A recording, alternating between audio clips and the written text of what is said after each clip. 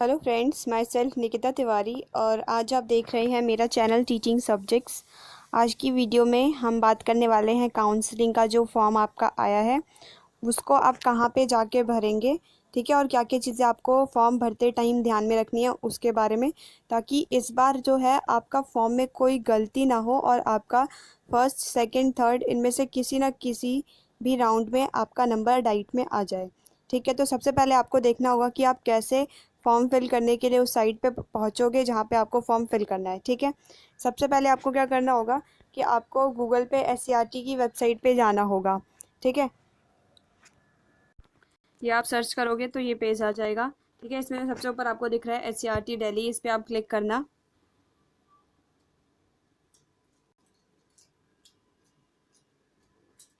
जिससे कि आपका ये पेज ओपन हो जाएगा।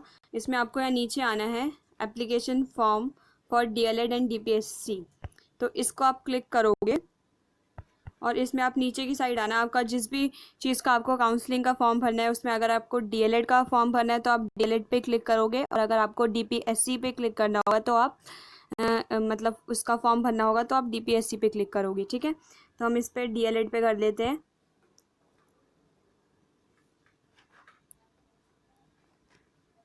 ये फॉर्म खुल रहा है, देखो ये जो है ये पेज है जिस पे आपको अपना रजिस्ट्रेशन नंबर और पासवर्ड डाल के इसके अंदर लॉगिन करना है और अपना काउंसलिंग का फॉर्म जो है फिल कर देना है।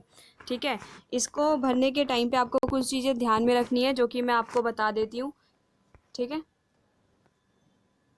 सबसे पहले तो आपको इस फॉर्म को भरने से पहले जो भी मैंने काउंसलिंग का आपको एक वीडियो में बताया था कि कैसे काउंसलिंग के फॉर्म को फिल करना है, वो आप एक बार वीडियो देख लेना। ठीक है, नंबर 1 पे।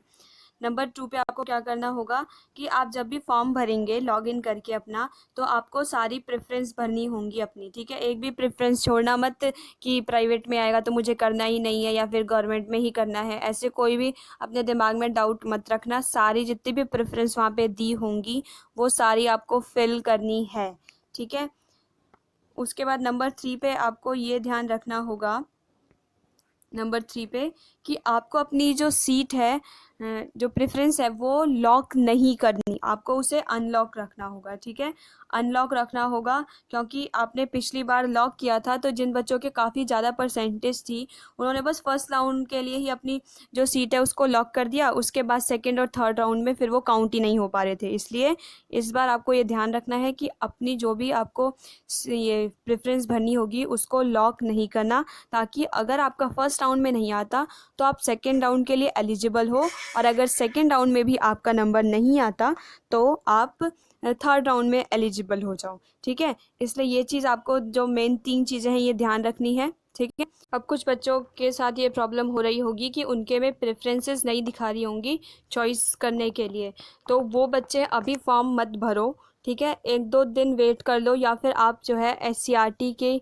ऑफिस चले जाओ और वहाँ पे जाके अपनी ये प्रॉब्लम बताओ कि आपके में प्रेफरेंस नहीं दिख रही, क्योंकि काफ़ी बच्चों में प्रेफरेंस शो हो रही है। तो जिनमें शो हो रही है वो तो अपनी प्रेफरेंस फिल कर दो, और जिसमें शो नहीं हो रही है वो फिर SCRT ऑफिस जाके अपना पता करके आओ कि क्यों नहीं हो रही है। ठीक है, ये काम आप जितना जल्दी हो सके कर लो ताकि डेट ना निकल जाए काउंसलिंग के फॉर्म को फिल करने की। ठीक है, इसके साथ ही 1-2 क्वेश्चंस मैं आपके ले लेती हूँ जो कि आपके थे डाइट में जिन बच्चों का एडमिशन हुआ है उनके, कि आपको कौन सी लैंग्वेज में पढ़ाया जाएगा डाइट के अंदर। तो आपको हिंदी इंग्लिश दोनों लैंग्वेज में पढ़ाया जाएगा। जिस भी लैंग्वेज में आप लोग कंफर्टेबल हो आप उस सब्जेक्ट की मतलब उस हिसाब से बुक्स अपनी लेना। हिंदी में अगर कंफर्टेबल हो तो आप हिंदी में बुक्स लेना, और अगर आप इंग्लिश में कंफर्टेबल हो तो बुक्स को इंग्लिश में लेना। ठीक है, पेपर आप जिस भी मीडियम में चाहो वो दे सकते हो, आपको एक बार चूज़ करना होगा कि आपका मीडियम कौन सा होगा वो। ठीक है, इसके साथ ही जो बुक्स का आप पूछ रहे थे कि आपको बुक्स क्या खरीदनी पड़ेंगी या डाइट से ही देंगे, तो देखो प्राइवेट डाइट जो है वो आपसे पैसे लेकर और आपको बुक्स प्रोवाइड करा सकते हैं, लेकिन जितने भी गवर्नमेंट डाइट हैं वो ऐसा कोई काम नहीं करते। वो आपको ही बोलेंगे कि आपको अपने हिसाब से जो भी बुक्स आपको कंफर्टेबल लगती हैं जिससे आपको समझ में आता है वो बुक्स आप वहाँ से ख़रीद लो। ठीक है, आपको खुद से ख़रीदनी होंगी, वो डाइट आपको ये सब प्रोवाइड नहीं करेगा।